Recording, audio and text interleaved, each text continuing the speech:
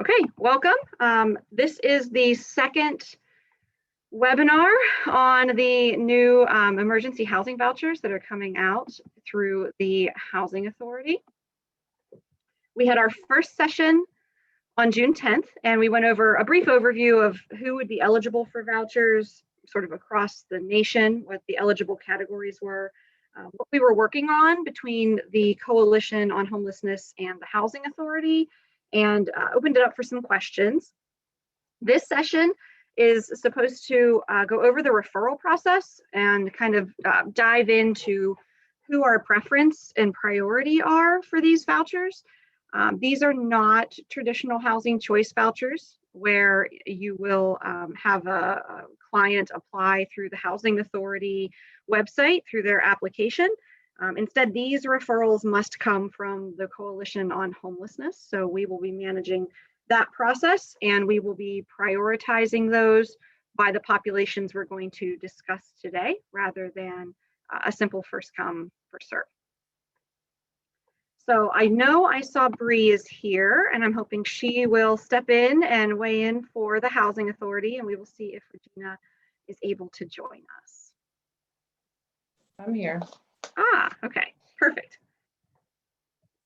Okay, so as a kind of a refresher from our June 10th session, these are the four categories nationwide that are eligible for the emergency housing voucher. These are identified in the emergency housing notice, and there is a link to that within this slideshow that we'll share with you. But overall, those that are homeless, experiencing homelessness under the HUD definition, especially category 1, which are you're literally homeless. Those that are at risk of becoming homeless do still have to meet some criteria there. Fleeing domestic violence, dating violence, sexual violence, or human trafficking are included, as well as those that are defined as recently homeless. Recently homeless individuals, very basic definition, are those that have received homeless assistance. They were homeless, received assistance, and were housed as a result. However, they are not able to maintain their housing stability. So these are all categories that are available for us to look at through the emergency housing vouchers.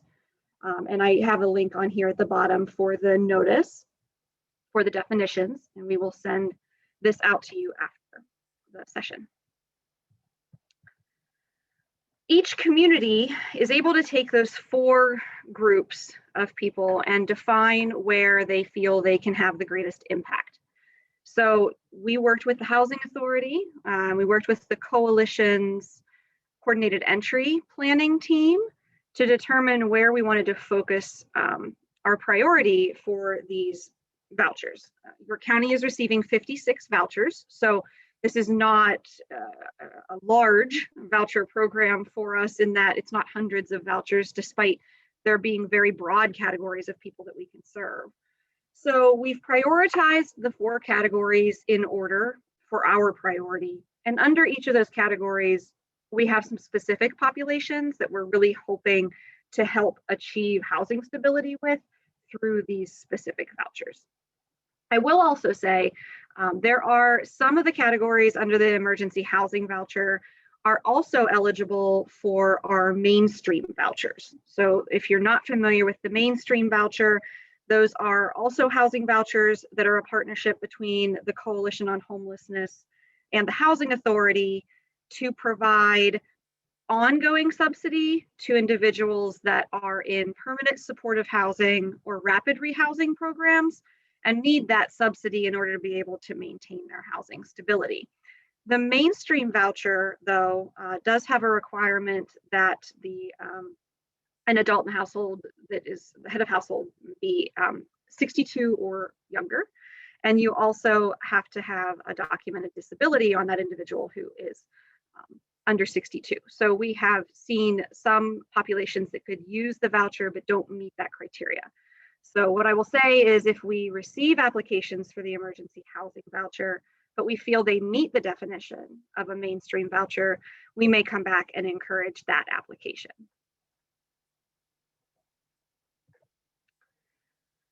Okay, so these are the priorities that we've set locally for York County in order. So we are prioritizing first those that are recently homeless.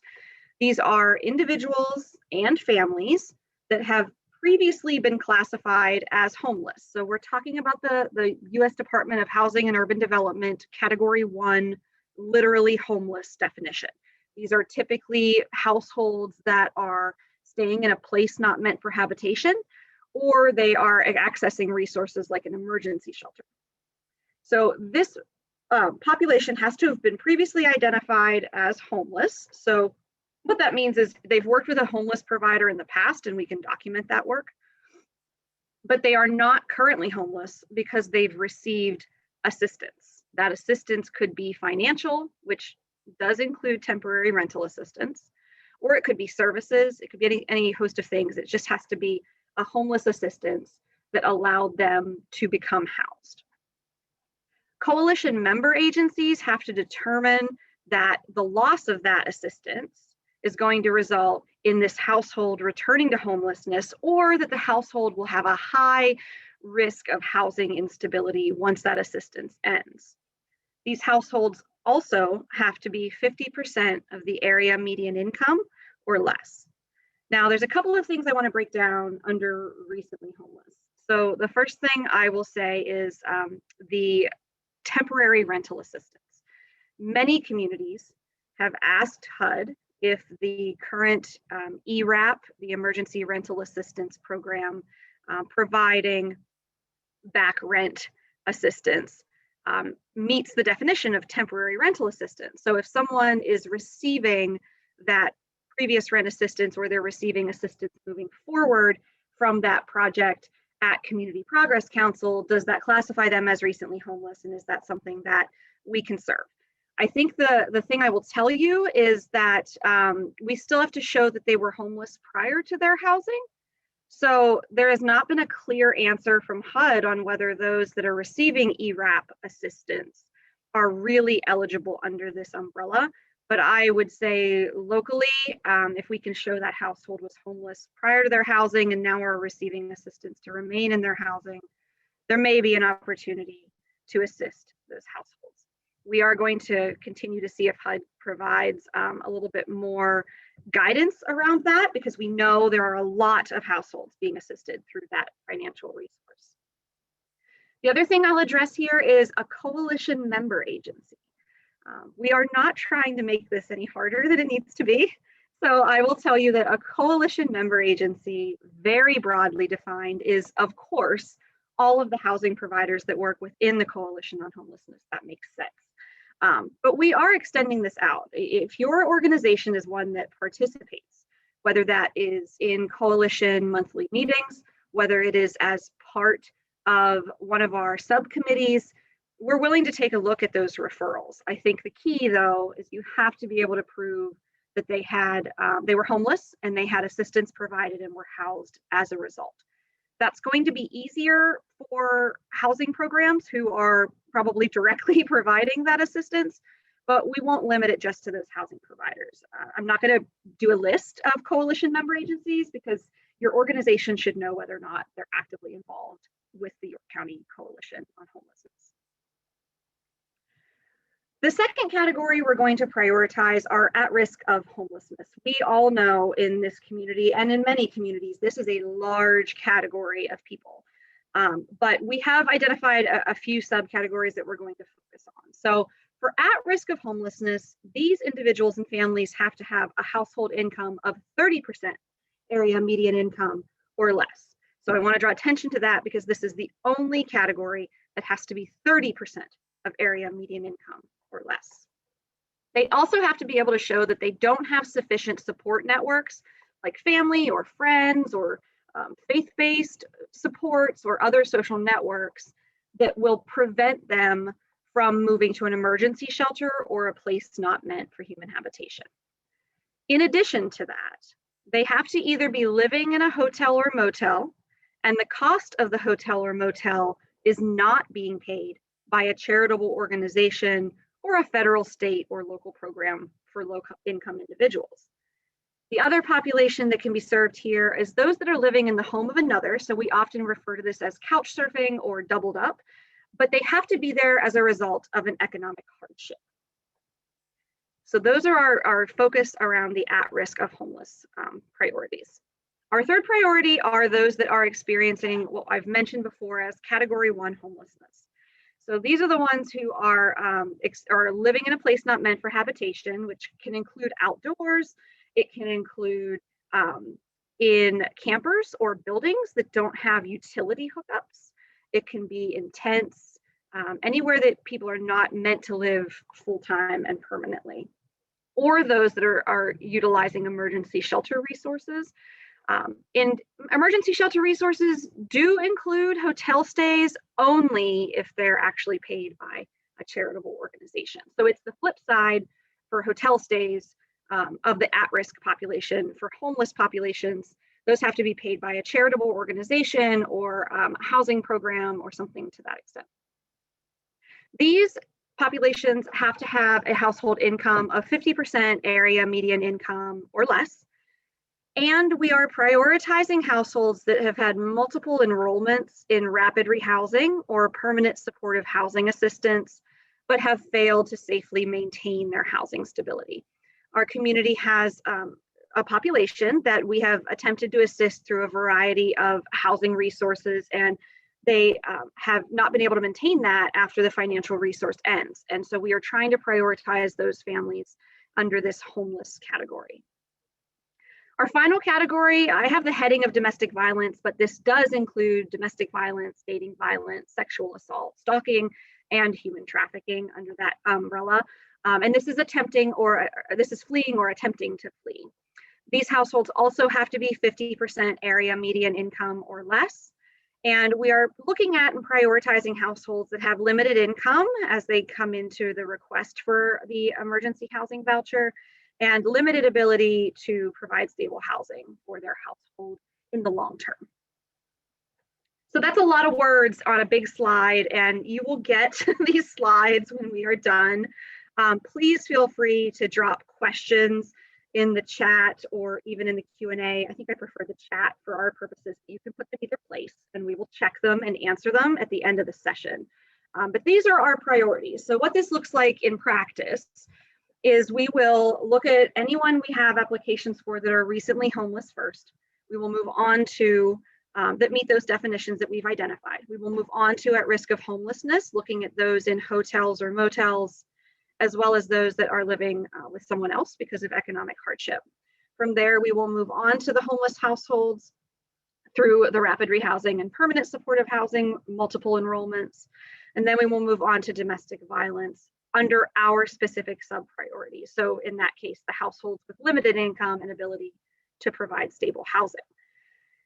In the event that we don't have anyone under a single category, we will move on to the next category to see who we have that has applied and that is eligible for these vouchers. In the event we have no one that meets our subpopulation categories, we have an opportunity to work with the housing authority to provide referrals to the broader and larger definitions of each of these categories as they are defined in the EHV notice, and they are also defined in our referral packet, which is what we're going to kind of discuss next.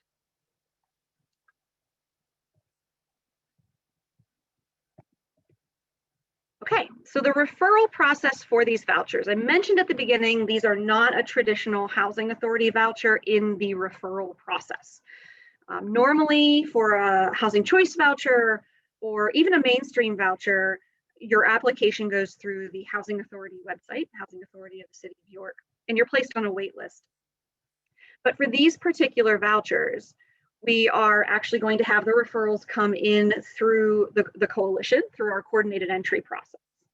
Now, those of you that are familiar with our coordinated entry process know that the bulk of our process focuses on those that are experiencing Category 1 homelessness, literally homeless. And because of that, we've had to create an opportunity for those that were recently homeless or those that were at risk, or a domestic violence household that isn't going to be going through coordinated entry, to have an opportunity to apply for these vouchers. So what we've done is created kind of a a split stream of how you can apply for these vouchers. For homeless and domestic violence households, we are typically going to pull those households from our coordinated entry process. We're already interacting with homeless households there. We have a substantial request for assistance from households experiencing domestic violence through that channel. And we discuss those housing opportunities and the households that need assistance twice a week, every week. So those two populations are going to predominantly come through the coordinated entry process. We are allowing victim service providers, if they, for some reason, do not want someone or the individual does not want to go through a coordinated entry process, which will allow them to be eligible for far more than just an EHV. They can also just submit a completed referral packet directly to the coalition in lieu of submitting through the coordinated entry process. It's important to note that for coordinated entry, we require a housing assessment. Those housing assessments are completed at a variety of providers in the community, but the largest assessors for someone coming in off the street and needing assistance in York County are the Bell Socialization Next Door program and also Valley Youth House. Valley Youth House does a lot of assessments, especially for youth, but they do other assessments as well. And so those would be housing assessment access points. There are others, such as the Bell Family Shelter, that does housing assessments, but we wouldn't necessarily recommend that you send clients that aren't staying at Bell Family Shelter to that location. Recently homeless and those that are at risk of homelessness are going to use a referral packet. So we're going to talk through this. I will show you the referral packet when we're done, and we'll make sure that that gets out to the community as well. It will include certifications of eligibility. So for some of these populations, like recently homeless and at risk, we are asking the case managers that are assisting people in applying for the emergency housing voucher to provide a certification that they truly meet the definition of the population they're identifying as. These two populations are more challenging for the coalition to confirm eligibility for. So we're asking those partners and providers that work with these households already to confirm that they meet these definitions and that they meet eligibility. For the coordinated entry populations, the homeless and the domestic violence, we as the coalition will actually provide that verification. Households that are currently on the Housing Choice Voucher list with the Housing Authority are also going to be notified of this opportunity. And if they're eligible, we will work them into our emergency housing referral list as well. The Housing Authority will take care of notifying those households, and then they will work back with us to see where they fit within the prioritization.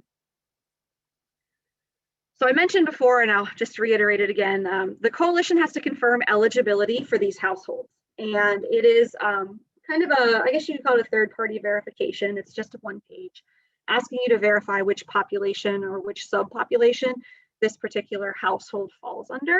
The coalition is not going to be collecting proof of documents, meaning we're not requiring you to provide us with proof of income, proof of ID, proof of their housing status or their economic hardship, for example. We're just asking you as a provider within our coalition to certify that to the best of your knowledge, this is true and they are eligible for this process. I will warn everyone though that once the referral is made from the coalition, households do still have to go through the Housing Authority application process.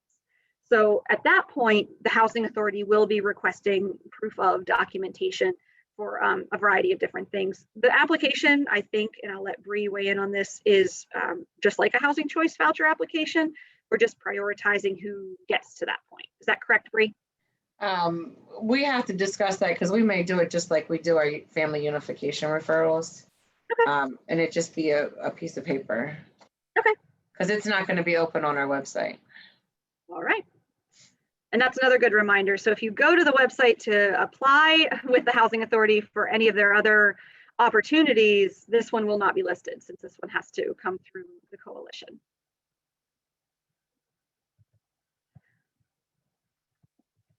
Okay, so referral process for each house or for each population. Recently homeless, do have to complete the referral packet.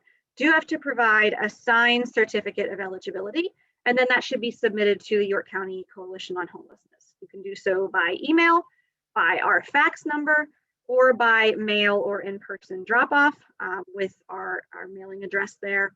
Our offices are open to the public, so you can access the building. We are located in the York County Administration Center. So when you do come into the building in the front, there is a sheriff there and metal detector, and you have to go through that process and sign in, and then you could come up and deliver that packet, or as I mentioned, you can mail them in as well. At risk of homelessness is the same process. Complete a referral packet, provide a signed certificate of eligibility, and submit it to the coalition through those same avenues.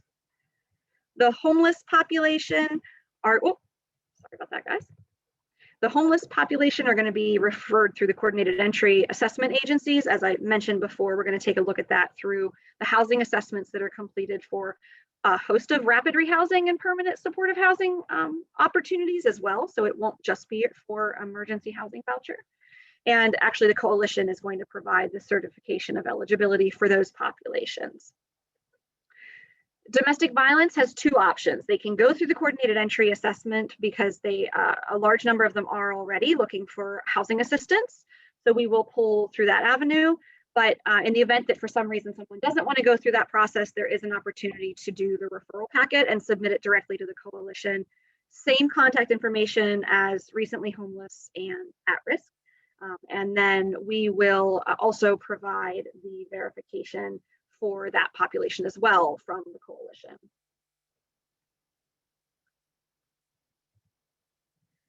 So partnerships, we talked about this a little more in detail at the overview session, but I want to remind everyone that the coalition and the Housing Authority are going to do our best to fill these vouchers quickly. They do provide long-term subsidy, and we have a lot of households that could benefit from that in the community. But we want to make sure that if you are an entity within the coalition who is making referrals, that you are also cognizant of the fact that these vouchers, much like many other long-term subsidies, don't contain direct intensive case management. So if your households have a need to be connected to services in the community, we're asking that you also include that in your discussion around the emergency housing voucher. Are they connected to the resources they need? If they're not, can you facilitate that connection so that they have everything they need in order to be be stable in their housing? And then also, if you have the opportunity, as I mentioned, if there's a full application, can you assist with that application process? You heard Bree said we have to talk about this, and part of the reason that is the case is these were released in early May, and the vouchers are actually come out to the Housing Authority beginning tomorrow, which is July 1st. And so this has been a very quick process for many communities. And so while we're still figuring out the gaps on the back end, we wanted to at least be able to get the referral packets out there so that you guys can start considering this resource for your households.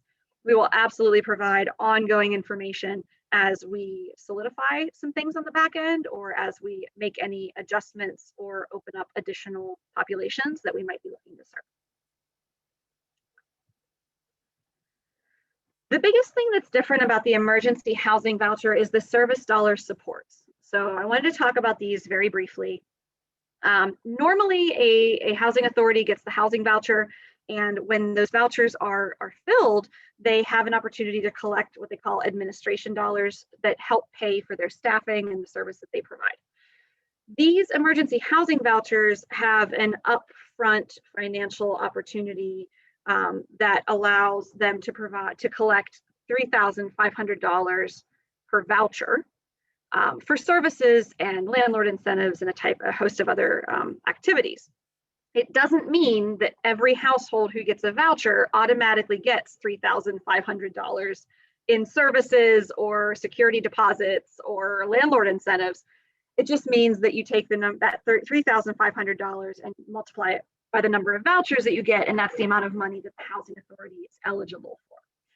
It's important to also note that these funds are non-renewable. So that means as we pay for services, as we assist households, if a voucher turns over later to need a new household, we're going to try our best to make sure these dollars are available. But there could be an opportunity where there is a voucher available, but we no longer have service dollars tied to them. So I want to make that really clear. They're a one-time assistance to the housing authority. So the housing authority is not going to be able to provide ongoing service assistance after those funds are expended. Current proposed uses for those funds are assistance with security deposit for households, currently capping that at one time the monthly rent for the unit in particular. So this will vary a little bit by the size of the family and by the unit size and by the rent. And then also assisting with application fees, which would be capped at 2 per household. Coalition and the Housing Authority can reassess these needs as the vouchers roll out, but that's where we're sort of starting the assistance. We are still encouraging households that are going to be going through the emergency housing voucher process to take advantage of other resources in the community. We all know there's a lot of resources out there, and if we can use another resource, it saves on the service dollar cost on this side. So it also helps with housing stability for the household. So if your household has arrears, we recommend going through the ERAP program at Community Progress Council to make sure that back rent is paid. They also help with utilities. So I'd strongly recommend, if you have back utilities with a household, to work with them through that process to get those dollars paid before moving on. If they need housing counseling or support, there are several housing counseling and support agencies in York County. We would strongly recommend working through them for any kind of tenant readiness resources that you feel that they need. Case management supports. We have a lot of case management support in the community. Some of it is very specific and focused, for example, a mental health case management. Some of it is more broad. It might be a housing case management. It might just be a simple general case management that's provided to help the household achieve stability. If those resources are necessary for your household and they are out there in the community, please make sure they are connected to them. And housing location, if there are housing location services or if there's help provided through a support service that they're already enrolled with, we strongly encourage you to use those resources. Bree, any additional information about service dollars? No. Okay. I pulled this from the last presentation. I just wanted to review it really quickly again so you're aware of why we're still learning. May 5th, the operations notice was released. This was the first any of us heard about the emergency housing vouchers and what they would look like. May 10th, they announced the allocations or the number of vouchers for each community. There are a lot of communities that aren't getting vouchers. So we are lucky to be one that is receiving a pretty good amount of vouchers. The 24th, Regina Mitchell at the Housing Authority had to inform HUD whether or not they were going to accept the vouchers, and if they were going to accept them, how many they would accept. We did accept all 56 that were offered to us. There was an opportunity to request additional vouchers, and Regina did make that request. As far as I know, we have not heard back about that. I haven't heard anything from her. Yeah, I don't think we've heard yet. There were across the country about 15 housing authorities that did decline these vouchers. So we are anticipating that there will be a distribution. We're just not sure what the formula looks like and whether or not we will get any more here in York County. The 10th, we had an overview training to teach everyone a little bit about what the vouchers looked like, and that was recorded. And it is actually, I moved it over to the Coalition has a very small YouTube channel, and I moved it over there so it would be available to anyone who needed it. I'm going to link that in the chat right now, and it will also go out with the materials from today. And then today, the 30th, we're having the referral process and the Q&A session. And then July 1st, which is tomorrow, technically, the Housing Authority has the ability to lease up vouchers starting tomorrow, which is why we were trying to get this out quickly, even though we are still working on our back-end procedures so that you can make referrals and we can start moving people through that process and get vouchers out into hands in the community. No later than July 31st, the Housing Authority and the COC or the Coalition have to enter into a memorandum of understanding, just showing what each organization's roles and responsibilities are for the housing or for the emergency housing vouchers.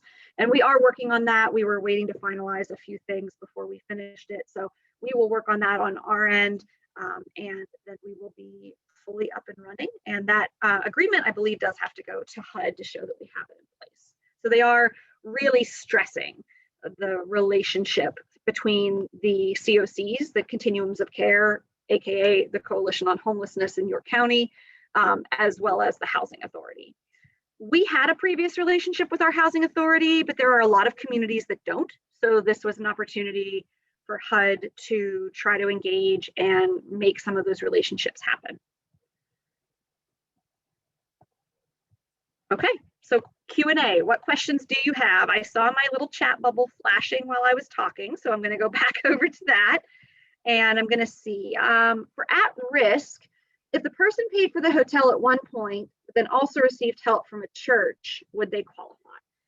We know this changes a lot, right? And I would say my experience with homeless households is if this family is living in a hotel and has been, we're not talking about a short stay here. They've been living in a hotel and they periodically might receive assistance, but the bulk of the time they're in the hotel, they're self-paying for it, or someone they know is paying for it. That's not a church or a charitable organization or a social service agency. If the bulk of the time they're housed in that hotel, they are self-paying, then I would say they would meet that definition. We know from coordinated entry, especially, that the housing situation presented to you on Monday isn't necessarily the housing situation that is actually occurring by Wednesday. And so we acknowledge that. But I think you all that work directly with your clients know realistically where they're spending the bulk of their time housed, if it's at a hotel, if it's doubled up, if it's being paid by a charitable organization or not. So some of this is best judgment. But that's my advice. If they're self-paying hotel the bulk of the time, I would say that is one of those populations that we're really trying to reach. Next question, how would you qualify someone whose mental or physical disability puts them at risk of housing instability? For example, someone was homeless, received homeless assistance, but their disability is now at a point where their housing is no longer appropriate for them. Another example provided would be that a person lives in housing with stairs and their disability is progressed and they can no longer do stairs, which is a really great example. Could they use the emergency housing voucher? I think it's our intention to try to stay out of the weeds on some of these things. So my guidance in this situation would be, if they were homeless, if they received homeless assistance that prevented their homelessness, but if they step away from that homeless assistance, or they're unable to continue with that homeless assistance, they need ongoing help, then I would say that is a population that qualifies as recently homeless.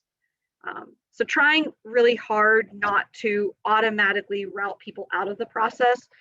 So I would say in that case, I would apply for that. Bree, any thoughts on that? That's fine. Yeah, as long as they were homeless and receiving. I think the key is having been homeless and having been able to certify that. So, the coalition can, and some of our housing providers can certify that through HMIS that goes back to at least 2012. So I think, there's some certification challenges maybe if someone's been in a program a long time, but other than that, I would say that we could work with them under recently homeless. Okay, those are the two questions I have. I want to make sure we have anyone's questions. I know I've had some questions from others.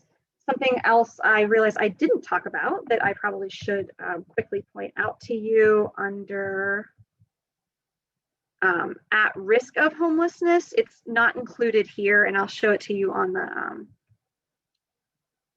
the referral form, which is what I'm going to show you next. But the at risk of homelessness population, the full definition, allows us to serve households that meet the McKinney-Vento definition of homelessness. So for those of you that maybe work with families that have children or work with school districts, you'll know this definition well because it is much more broad than the Category 1 HUD definition of homelessness. It does include people in hotels. It does include people who are doubled up. And we are able to serve those populations under at risk of homelessness. So one of the, in addition to being, a coalition member agency, someone who already participates with the coalition, we are actually going to shift that out as well to include the McKinney-Vento liaisons in York County. They can also provide assistance with a referral and provide a certification of a household's eligibility, because we know they touch a lot of families, and they touch a lot of families that we often struggle to assist because they don't meet that HUD Category 1 definition of homelessness. So that is one that we will be able to receive certification from as well. I want to show you really quickly the referral packet. Let me show you that. To give you an idea what it looks like. I'm going to show you the fillable form. I want to make sure the form is okay before I send it out to everyone, but it gives a brief description. It reminds everyone that EHV is not applied for through the Housing Authority of the City of York application on their website. And then it gives you a short synopsis of the different categories in the order they are going to be prioritized. So shrink this down a little bit more. So we talk about recently homeless, at risk of homelessness, those that are homeless, and those are experiencing domestic violence. We do provide a link to the huduser.gov website, which allows you to confirm their income levels based on the number of people that are in the household. So that is where we will get our information. Always use the most recent year. So the information that comes up automatically on that site is for 2021. Let's see if I can open this without messing up my screen share to show you. So if you click on that link, just in case you're unfamiliar with this, if you click on that link and you go down a little bit, you'll see this, click here for FY 2021 IL documentation. Kelly, you're still sharing the referral packet. I don't like sharing in Zoom because it doesn't switch with me. Let me try again. Okay. How about now? There you go. Yay, thank you. So if you click on that link, the website looks like this. We use this pretty heavily in housing, but this looks like this. If you come down to the middle of the page, you're going to click on this button right here. It's going to ask you to choose your state. And then it's going to ask you to choose your county. The internet is slow. There we go. If you click View County Calculations, it will show you this table. You see the median family income in York County, York Hanover metro area right now is $81,800. Very low income is your 50% AMI. Extremely low income, I don't know why it's not on here, but extremely low income is your 30% AMI. And so you'll see it runs across the number of people in the family. If it is more than 8 people in the family, they do provide some information at the bottom for calculating larger families than that. But that's where you'll go to make sure that they meet the 50% or 30% AMI. Okay, now I'm going to try to switch back and remember to do the new share. Am I good, Bree? Yep. Okay. So we do provide that link, and then I just provided the language here since only 50 and 80% AMI are listed or identified on the website. As I mentioned, submit everything to the Coalition on Homelessness.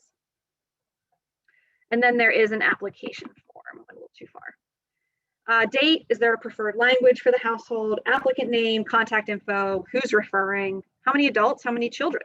What's the total income for the household? What's their source of income? What's their current living situation? And then why are they eligible? Which of these populations are they eligible under? There's a reminder here for at-risk and recently homeless or domestic violence applications that are being submitted through the packet, that there is a certification in the packet that needs to be completed. The EHV vouchers can serve more populations than just the standard housing choice voucher. There are less limitations on criminal offenses, and this isn't my forte, so Bree might have to weigh in. But we did provide just a quick synopsis here. There are 2 categories that we still are unable to serve with an emergency housing voucher, and that is lifetime sex offender or those that have been charged with manufacture of methamphetamine on federally assisted property. So we included that here. We didn't want someone to get through the whole process and then find out that they have one of these charges and we're actually unable to serve them. Bree, did I get that right? Yep. Okay. There's also an information release statement here, just saying that the coalition and the housing authority are going to have to be able to share information about this packet with each other. And then also encouraging people to be comfortable sharing that information with a service provider, right? A support network. We're hoping that the service providers are actually assisting with their referral because it helps with the verification and certification. So we ask here, if you have support service organizations, case managers, caseworkers, who else is allowed to share information between the coalition and the housing authority to assist that household in getting to the point where they have a voucher of their own? And then there's, of course, a place for signature. There is the certification. It just asks you to reiterate the client information, last four only of the social for verification purposes of the household, what their contact info is and the number of people, and then who is the case manager that we should contact or that is certifying their eligibility under each of these categories. We do provide the categories. We're just asking basic information about their current location. If they're unsheltered, it's a current location. If they're emergency shelter, what shelter are they in? If they're domestic violence, where are they currently staying? If they're recently homeless, what program are they participating in that defines them under recently homeless? And then if they're at risk, is it because they're in a hotel or is it because they're living in the home of another? The case manager has to certify the eligibility. So there's a place for their signature, for the date, for their printed name, and their title and phone number. We do provide the definitions as part of the packet. It makes the packet long, and you don't have to submit all of the definitions when you submit the packet. We just need the application and the certification. But we put them here because we wanted to make it really clear to everyone who meets the qualifications of these categories. So I can say all day, every day, go to this link and read this notice, but federal notices are long, and if you're not familiar with them, especially in housing, they can be hard to manage. So we did provide the definitions here, just completely taken directly from the emergency housing voucher notice. So these are exactly what is in the link at the top here. So you can make sure that your household meets the criteria for this voucher. And that is it. So that's what it's going to look like. I do have it as a Word document. I may send it out as both because I know that fillable PDF forms can cause fits for people sometimes, depending on their networks and their computers. But we do have it in both options, and we'll be releasing that, I'm hoping, tomorrow morning. I don't know if I'll get it out today. So any additional questions? Bree, anything I missed that we should share? No, I don't think so. Our hope is that if there are support networks or support services listed in this referral packet, that then we're able to notify them as well that a referral was made, so that there's a better chance of making a fast connection with the individual or household that is going to be receiving the voucher. Okay. All right, I'm going to stop sharing this. And I'm going to give it just a few minutes to see if we have any more questions come in. And then I'm going to let you guys go. So any other questions from the group?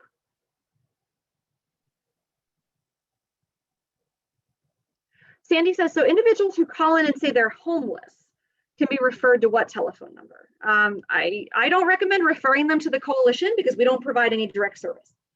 Which means I'm going to just talk to them and end up issuing them another phone number. I always recommend 211. They can talk about all the shelter options that are available. If it's someone who's homeless and who's interested in the emergency housing voucher, they need to contact one of the coordinated entry assessment agencies. And the two largest assessment agencies for that are the Bell Next Door program, whose admittedly number I know off the top of my head, and Valley Youth House in the community. So those community partners are already assessing households who are homeless. If someone calls in and wants to self-refer themselves to this process, I'll be honest with you, we have not come up with a way to do that. Someone has to be working with them and being able to certify that they meet these definitions in order for me to have the ability to have that information. So I'm trying to look up a number for you. So Bell Next Door for homeless housing assessments is our top referral, because they can talk through the housing assessment. They can also ask them if they're interested in a voucher. That will be a question as part of the housing assessment that is completed. So Bell Next Door is 717-356-2957. I'll put it in the chat too. And then Valley Youth House often is more comfortable, especially for our youth populations. 18 to 24 is their traditional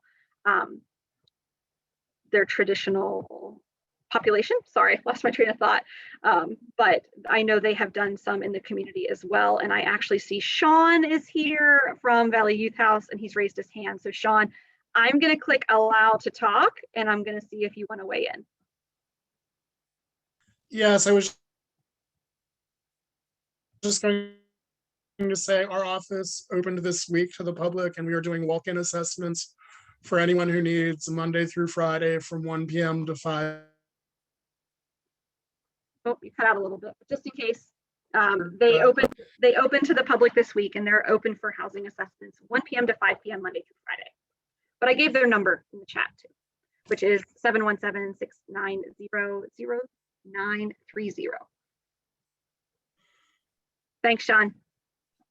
You're welcome.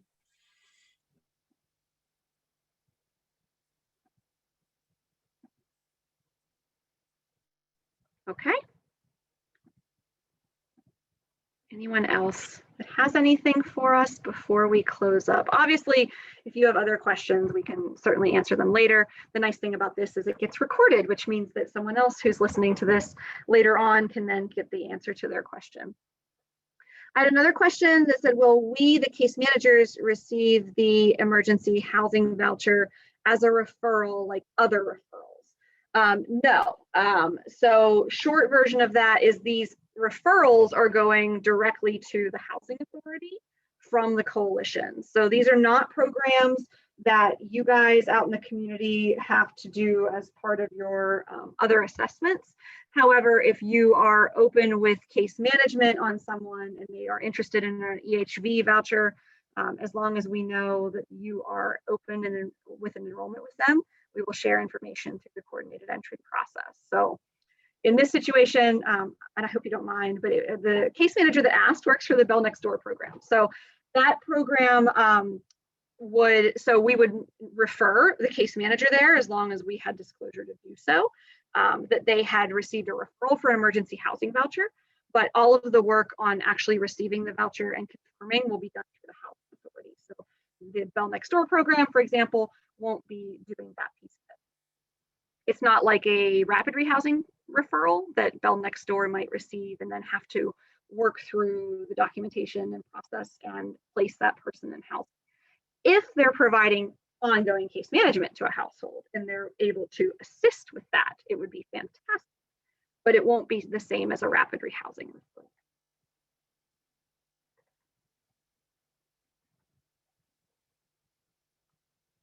Okay.